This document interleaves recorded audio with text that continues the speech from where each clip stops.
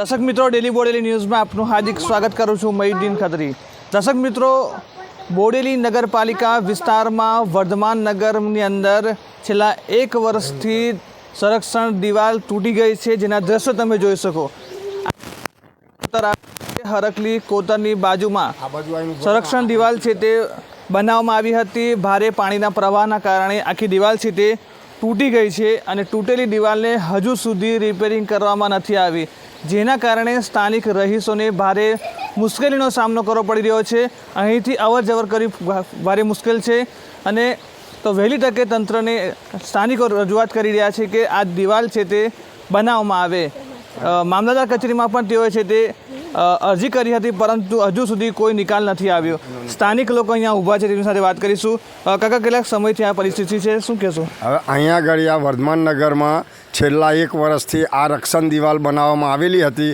એ પાણીના ફોર્સથી તૂટી ગયેલી છે અને ભયંકર કચરો અને ભયંકર અહીં ગંદકી હોવા છતાં બી કોઈ સરકારી તંત્ર અહીંયા દેખવા બી નથી આવતા કે જોવા બી નથી આવતા કે અમારી કોઈ સુવિધા નથી, કંઈ સાફ સફાઈ કરાવતા નથી. તો આપ સરકારને રજૂઆત કરીએ છીએ કે અમારું જ્યાં સુધી આ કામ નહીં થાય ત્યાં સુધી અમે ચૂંટણીનો અમારા દિવાન ફરિયાથી માંડીને વર્ધમાન નગરવાળા ચૂંટણીનો બહિષ્કાર કરવા માટે આજે પણ તૈયાર છીએ.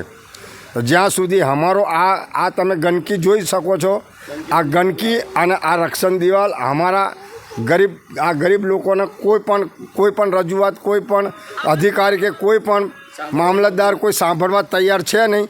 જ્યાં સુધી આ અમારું કામ ના થાય ને આ ગંદકી કચરો નહીં દૂર હટે અને જે અમારી રક્ષણ દિવાલો જ્યાં સુધી નહીં કરે ત્યાં સુધી આ ચૂંટણીની અંદર તમામ વર્ધમાન નગર અમે ચૂંટણીનો બહિષ્કાર કરવા માટે આજે બી તત્પર છીએ. અમે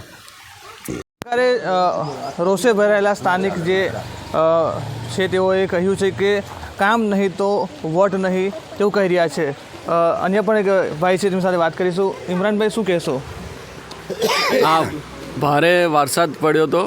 વરસાદની અંદર આ દિવાલ તૂટી ગઈ છે. લગભગ 4/9/2025ના રોજ અમે એની રજૂઆત બી કરી હતી.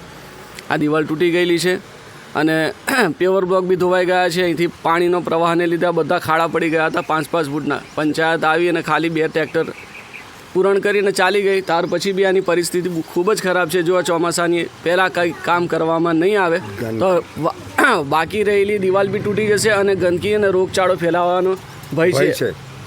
અમારે અહીંયા નાના છોકરા છે, તમામને હવે કઈ રીતે અમારે મચ્છરનો ખૂબ જ ત્રાસ થયો. તમે ગંદકી એટલી બધી થઈ ગઈ છે, દુર્ગંધ એટલી બધી મારે છે કે જો તમારા ઘરની આગળ બી આ નાખી દેવામાં ખાલી એક જ ડોલ તો તમારથી રહેવાય નહીં. અમે આની વચ્ચે કેવી રીતે રહેતા હશે? તમે જરીક વિચારો અને સરકારી તંત્ર અમારી પર થોડુંક ધ્યાન આપી અને એની પર કામ કરવું જોઈએ.